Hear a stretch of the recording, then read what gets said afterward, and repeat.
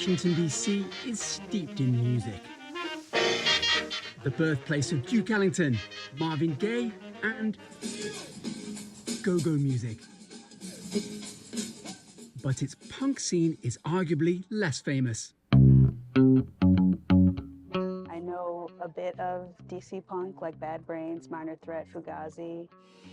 Those bands and scores of others created a subculture that the city's punk archive is dedicated to documenting with a hardcore band of volunteers. Some of these boxes, organized. Some of them you're going to open up and say, what on earth is this? Posters, flyers, zines, CDs, and even cassettes. There's a lot of Black Flag from '81. All depicting the sight and sounds of a movement that fused music with protest over racial and social injustice. Lots of cities around the world were defined by musical movements around the same time as Washington, D.C. in the late 1970s and early 1980s. Think New York with the Ramones, Blondie, Talking Heads, and Manchester in the UK with Joy Division and then New Order. And yet those bands, unlike their peers, didn't really break into the mainstream, but much of the spirit of what they captured is all on record here. One reason for that relative isolation was some bands shunning commercial record labels in favour of a do-it-yourself ethic, starting their own labels and often playing in backyards or basements when traditional venues wouldn't host them. DC is so associated with politics and nonprofits and NGOs. People just kind of overlook the idea that there would be a cultural center here with music.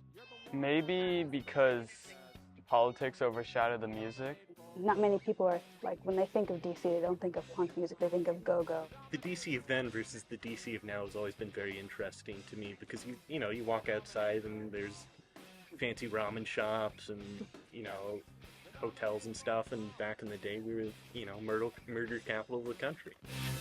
Established in 2014, the Punk Archive is documenting thousands of pieces of memorabilia in hundreds of boxes, a true labour of love for its full-time archivist. If we can't find it, no one's going to know the history of the DC punk scene. It's so rich. The interest alone has just pushed me over. I was so shocked. And that spirit endures with a crop of new DC bands, including Club USA and Censor Ghost. Their debut album released this year by Discord Records, one of the original DIY labels founded in 1980. Owen Fairclough, CGTN, Washington.